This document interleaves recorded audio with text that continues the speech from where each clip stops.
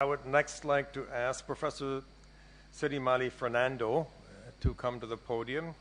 She's a professor of microbiology at the University of Sri Jayawardenepura. Since 2004, she has served as a science administrator in her capacity as a chairman of the National Science Foundation, and again since 2015 onward. She was also the science advisor to the Honorable Minister of Science and Technology of Sri Lanka from 2006 to 2010, senior specialist in scientific affairs from 2011 to 15, and CEO of the Coordinating Secretariat for Science and Technology and Innovation, short name COSTI, during that period. For the past 30 years, since 1985, she has worked as an academic and a researcher working at the Department of Microbiology of the medical faculties of the Universities of Ruruhunu and Sri Jayawardenepura of Sri Lanka, and in England at the St. George's Hospital Medical School in London. She started her academic career as a lecturer in microbiology in 1985 in the medical faculty of the University of Ruruhunu and was subsequently promoted to senior lecturer in 1993. She spearheaded the National Nanotechnology Initiative in partnership with the private sector, local and expatriate scientists to set up Sri Lankan Institute of Nanotechnology as a public-private company. She significantly contributed to the revision of the National Science and Technology Policy in 2009, and in 2010 she reconceptualized and initiated and spearheaded the development of National Science, Technology, and Innovation Strategy for 2011 to 2016. She has represented Sri Lanka in more than 30 international and bilateral meetings and has led the Sri Lankan delegation to UNESCO, Science Commissions, ICGEB Board of Governors meetings, SARC and S&T meetings, and BioAsia conferences organized by the Federation of Asian Biotech Association. So in our panel here, we have people who are scientists and who are also administrators, who are worked in the government. Kodagama didn't tell you that he was the director of the Wildlife Department for some time. So we have here even in this small room of only 4 people, we have a broad cross-section of talents that we can benefit from by listening to their presentations. Thank you. Thank you, Mr. Chairman, for your kind words. Well, I have been a researcher for more than 2 decades, but today I'm going to wear my administration hat and talk from an administrator's perspective. It's about pragmatic research for development and prosperity. That's supposed to be the theme of this conference,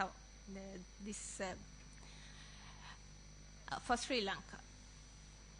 Now, this is really based on my 10 years of experience at NSF and subsequently in the ministry and at COSTI. And I quite endorse what Professor Kodagama was saying. We do have a problem with research. It doesn't go into action that easily, and we will see it's not something unique to Sri Lanka, it's there everywhere. But before I come to that, let's see what is development and prosperity. I would like to just touch upon what is happening in the global context, what's the world saying about this, and how we in Sri Lanka would look at it.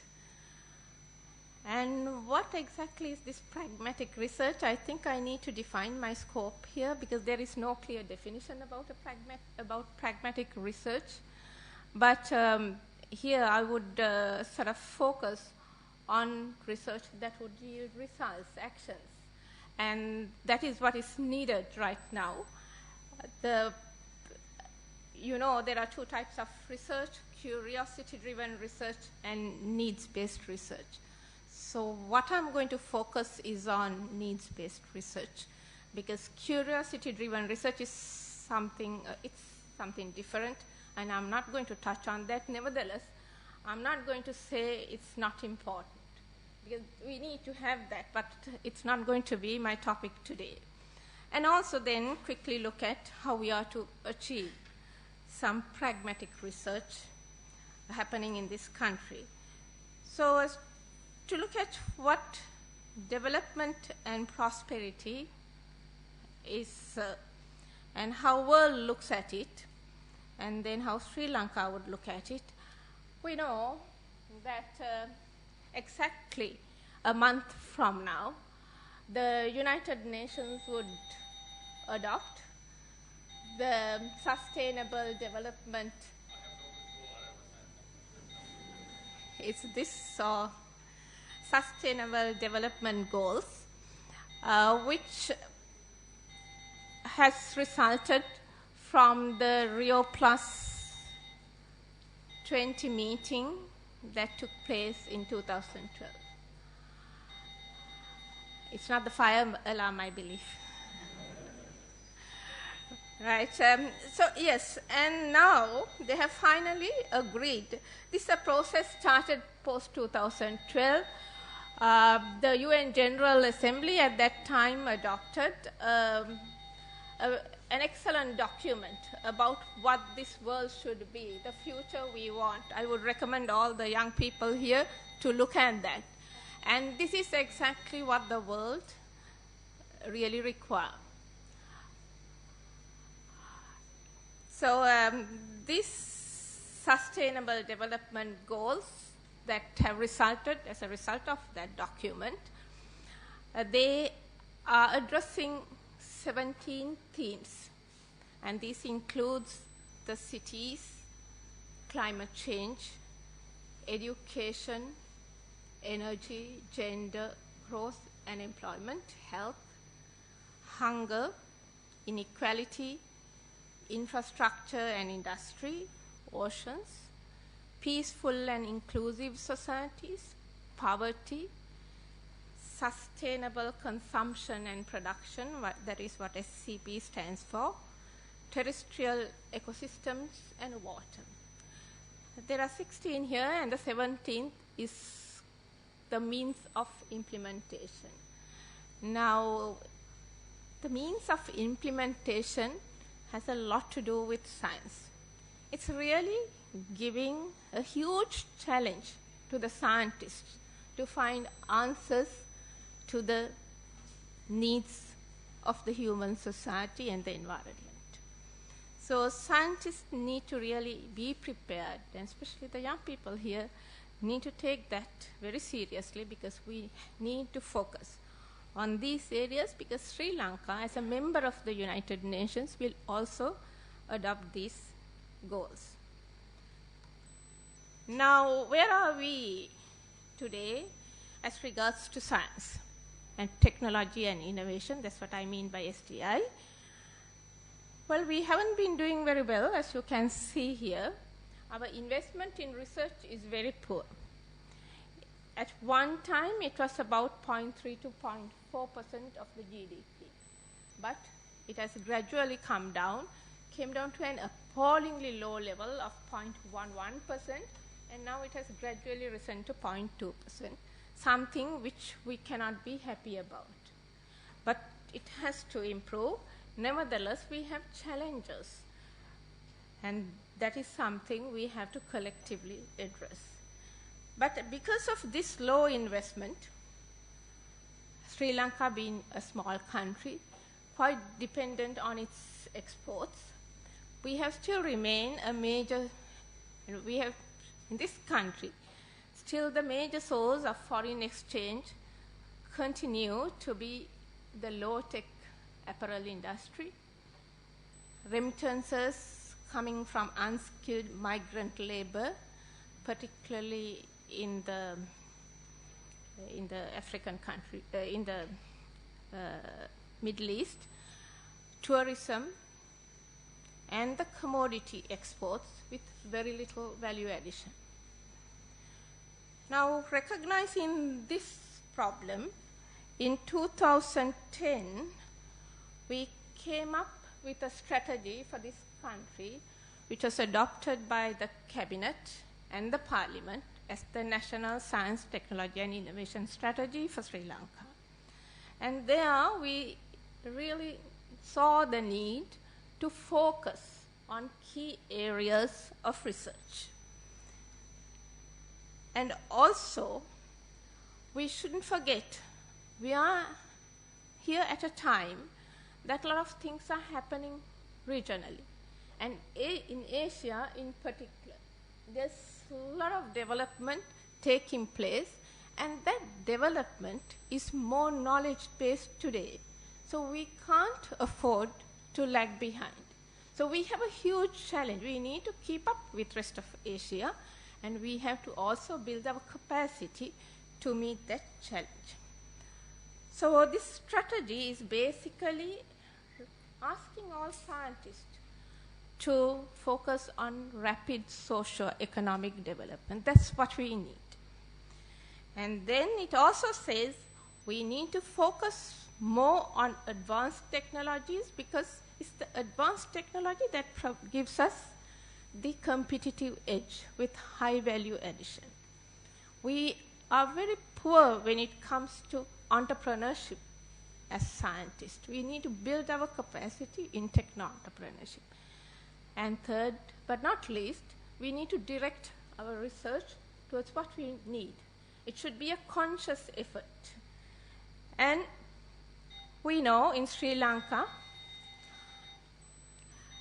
our capacity for research is not that great because of that poor investment in R&D throughout.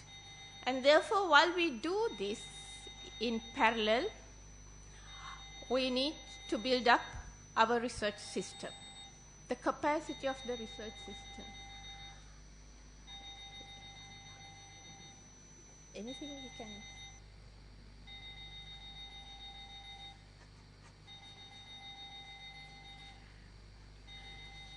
Can you hear me? May I go on?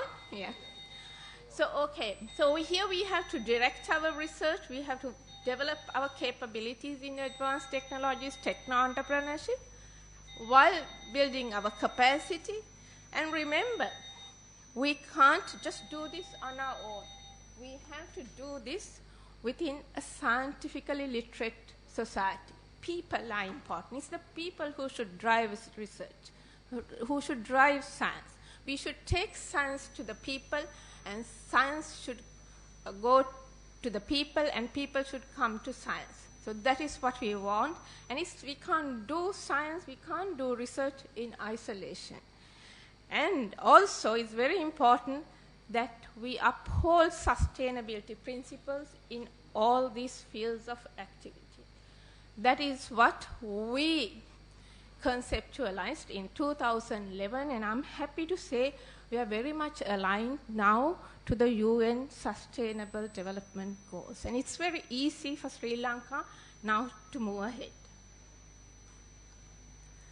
So yes, if we are to direct our research now, then we know the direction onto the 3 sustainability pillars, that is the economic development, the social development or social justice, and the environment. We need to balance all these 3, otherwise we will never have sustainable development in this country or in the world. So, moving from that, I'm quickly coming to pragmatic research. As I said, what I mean by this is something that leads to action, so something that would generate rupees, science to action. And I'm not talking about the basic research, as people would call for curiosity-driven research.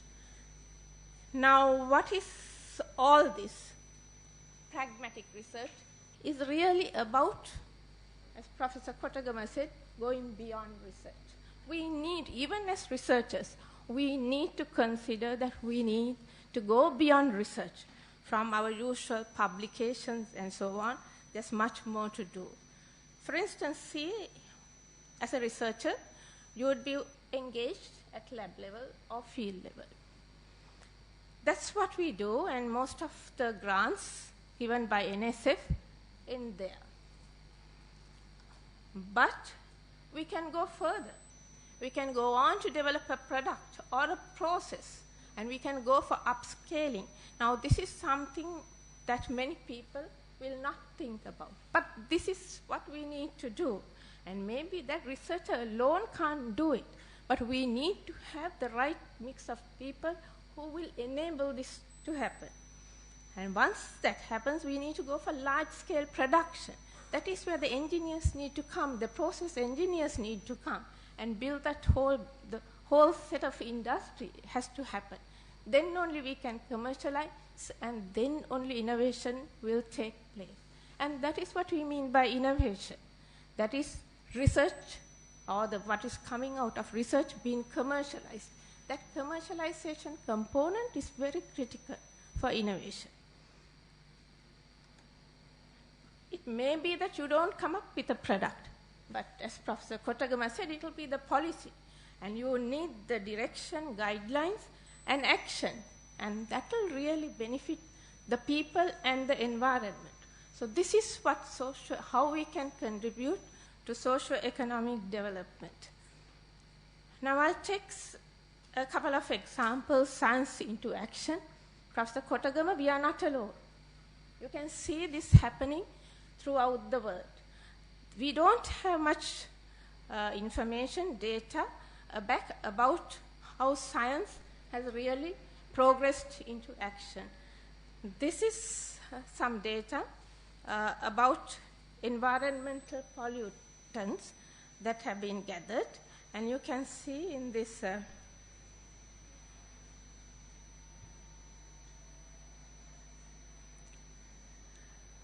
the vertical line is about all the environmental toxins or pollutants, and the horizontal axis is the time in years, and you can see going from 0 to 140 years. And what is shown in blue, the blue bars, is about science, the research. What do scientists do? The early warning to science on scientific confidence that this is really harmful to the people, to the environment, and see how long it takes for the policy to even be recognized at national level, and then at regional level, and at global level. See the long lag periods. This is what has happened for mercury, asbestos, acid rain. Now, acid rain, there's scientific evidence. There's some regional activity going on, and the impact is seen here. But see after how many years? It's more than 50 years that really the impact really happens after scientists say, okay, we need to work on that. And here, look at climate change. For decades, scientists have been debating whether we have an issue of climate change or not. And now only this global action, we are yet to see the impact. So this is something, there's a huge gap between science and action. We need to shorten this. And at the space of development, it's imperative that we shorten this. And then how can we do this? Those are questions we all need to ask. And we have some ideas, but they may not be the best. So when it comes to economic contribution to socio-economic development, I'm going to take one example. That's the Human Genome Project. As you know, the US government, the federal government, funded the Human Genome Project at $3.8 billion over a 13-year period. And the scale of impact in 2010, as assessed by a large number of people, it's shown to drive almost $800 billion economic activity, 240 billion in personal income, and 310 jobs. So this is really what science can do. And it's not easy to quantify the impact of science. These are few examples that have really been worked at. You need a large number of people to really assess the impact of a scientific discovery or scientific action. But these really give us an idea how science can impact the development and the nature. So how do we propose to really go towards a more pragmatic solution? And that's what I would talk about next. As I said, what we have proposed now is that we need to work on the sustainability pillars. The 3 pillars of economic development, social justice, environmental quality, and while building our capacity in all different areas.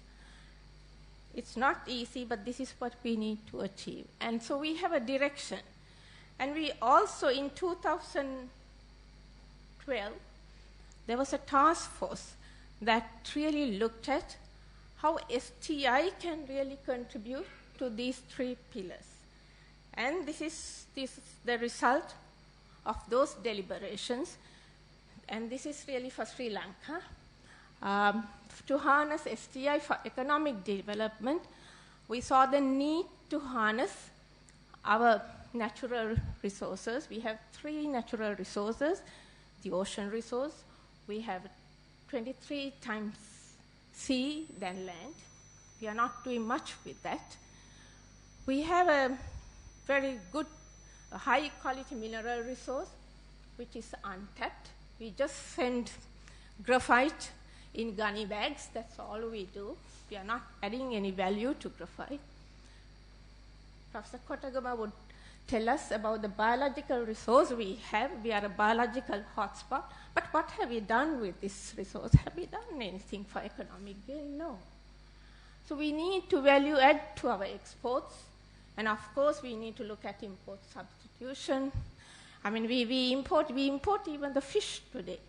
Being an island nation with so much of sea, we import 2/3 of our fish requirement is imported. We really need to look at what scientists can do here, many, and we have to really face up to this challenge. And of course, we have the SMEs and micro-industries. That's the majority in the country. More than 80% are SMEs. We need technologies for these industries. So this focus is necessary. If we are to look at social justice, where should we build the social justice? People need secure. People need to be secure in food, water, energy, health, housing, and of course, our provinces are so not well balanced, so the provincial development needs to be balanced, and science can contribute.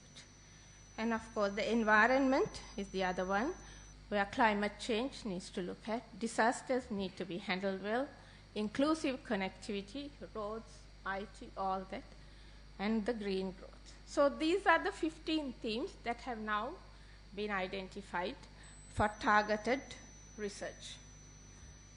Now, if you look at, we studied from COSTI how our ongoing research programs are really distributed among these 15 themes.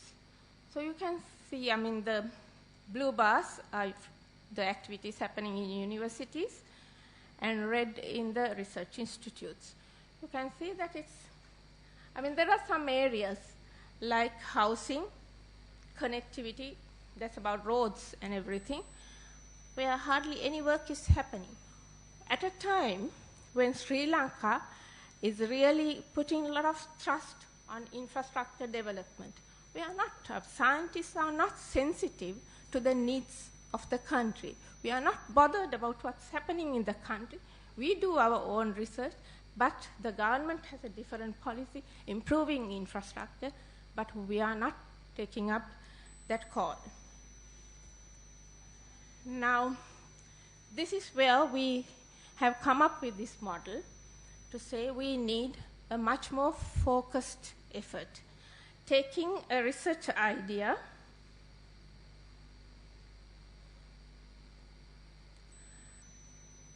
to R&D, then to technology upscaling, industrial and commercial production, and to market penetration. We need to be conscious of that entire chain. Even as researchers, we can't afford to just focus on this, because it's not going to help us or the country.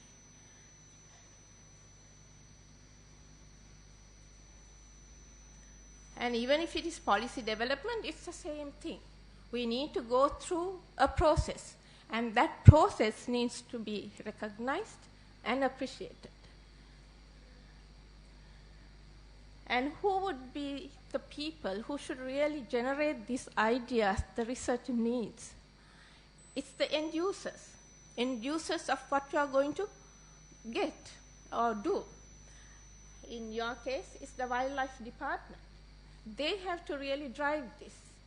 In the health sector, it will be the health ministry or maybe the private health sector. But we need to recognize those end users, and they should be part of that idea generation process so that they also take the ownership of this research that you are going to do. And then when it comes to research, of course, the universities and the research institutes, public research institutes that are mainly responsible for research in this country even today. Technology upscaling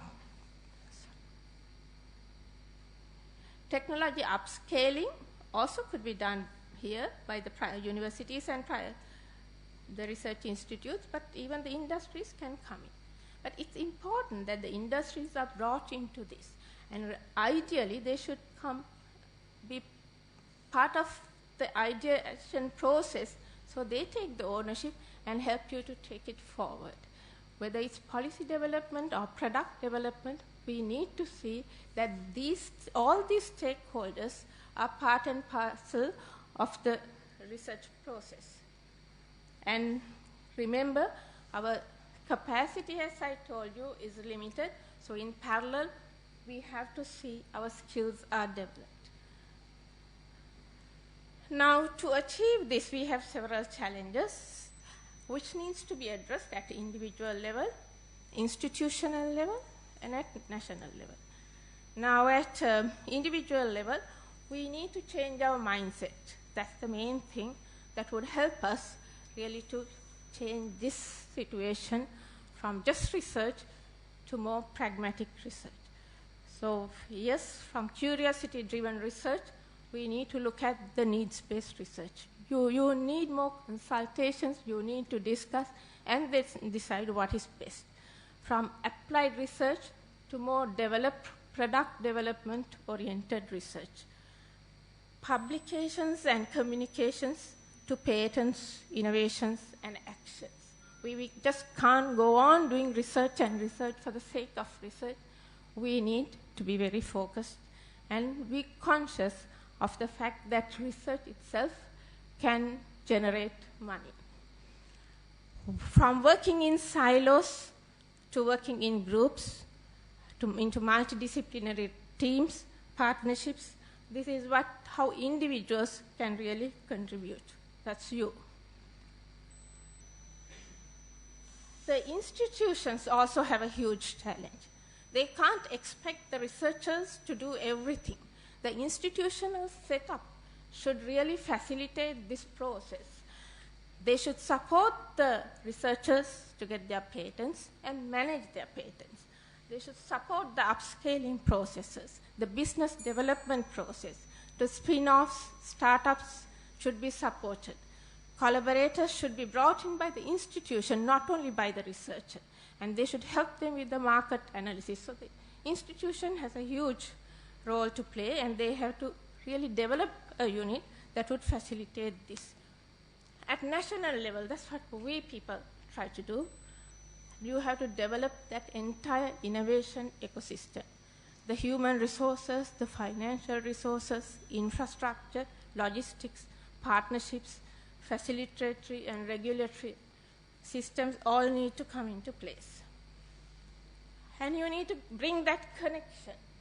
And this is important. You have to create a framework that would identify the research needs, connect the researchers, and then take the research back to the end user who would have to implement things.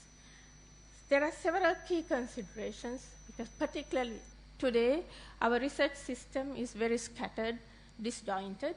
So therefore, we have to see that they come together. And therefore, coordination, we have realized, is paramount in this case. And to support that, we have worked out a coordinating framework. That's how COSTI came into place. And it basically connects all those directed research and the capacity building needs of the country. We also have huge challenges, as I told you. I'm not going to go into detail of this, but we have a problem of poor investment in research. But with all that, there's quite a bit of support for research, and I will just quickly go through what NSF can provide researchers here. It has grants to support research and development. It supports personnel, equipment and repair, consumables, field visits, foreign travel, training, collaboration, especially in high-tech areas. We give preference to high-tech areas, support for patent applications and publications. There are several research databases that are supported by NSF, document delivery, support for conferences. If you want to have a conference, NSF will at least part support some of your activities. There are award schemes for postgraduate research for students and supervisors both, and quite a few support mechanisms for research output, merit awards, support for publications, patents, research communications. If you want to go abroad and present your research, there are travel grants, and then of course the technology grants. And also there's now a framework that connects all this. That's what COSTI is doing, and that is really to co-identify, co-plan, co-design, co-strategize, and co-implement mega research projects that are of vital importance to the country. So with this connection, I'm sure a national research, development and innovation ecosystem can be created to do pragmatic research for the national development and prosperity of Sri Lanka. Thank you.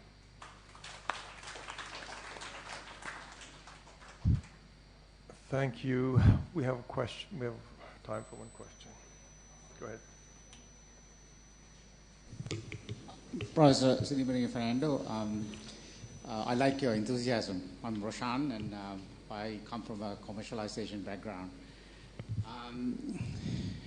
I think it is very timely that you touched base on a lot of these different areas where how Sri Lanka can capitalize on innovation economies like in the US and Australia and the UK.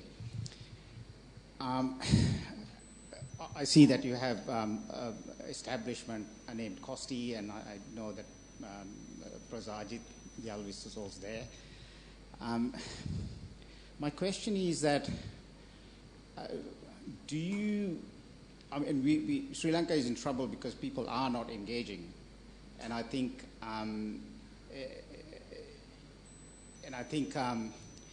as you say, people are more focused on academic research rather than applied research, and then they do not take over those applied research areas into commercialization through private sector participation. And I also see that there is a very small amount of private sector participation in doing research in Sri Lanka, except for Slingtech initiative that you were involved and Professor Vitaran was involved in. Do you think it is because of a lack of understanding by the academic community in Sri Lanka, or is it because of the lack, that there is there's an attitude issue where people don't want to collaborate with each other, only, they work on silos, as you said, that they don't have that attitude of collaborating between each other and trying and getting something out into the commercial market? Thank you. I think it's both. Attitude matters, and I don't know, my experience is that we are not very willing to collaborate with industry, and also industry is not willing to collaborate with our academic community. We need to accept that. But Slingtech was just an experiment, to be honest, because Slingtech was started in 2000, really it was conceptualized in 2006. At a time, our investment for research by the private sector was at an abysmal 0.6% of the total research investment that took place in the country, what's called the GERD, gross expenditure on research and development, 0.6%. But, and I remember it wasn't easy. We are working with some big companies today on the nanotech project. But at that time, research was not in the agenda. And in fact, we had to really first answer the question, why should they invest in research? Because something they just didn't see was necessary. It was really, it was a challenge, and since you mentioned Professor Vitharan, I think he took a lot of effort to convince them on the need to invest in research. And as a result, they did invest it. They did invest it. They came on a 50-50 partnership. But what has happened as a result is, just because these 5 companies, the corporate sector, they got some confidence on the need for research. And they started investing in research. And do you know how much the private sector contribution to GERD today? 45%. Within that short period, we saw a rapid increase in that investment. Even with companies like John Keel's, which, I mean, they were very cynical of our initiative. Nevertheless, one of the vice presidents served on our board. But then, I think it was in 2013, Mr. Ajit Gunawardena himself, he came and said, Sirimali, you want to know something? Now, John Keel's has started an innovation unit. So it has changed the mindset. For me, more than Slim Tech, changing that mindset was the achievement. So we can do that. Yeah, I mean, if we really target what we want to do, we can achieve it. Yes, I'm optimistic. Thank you very much.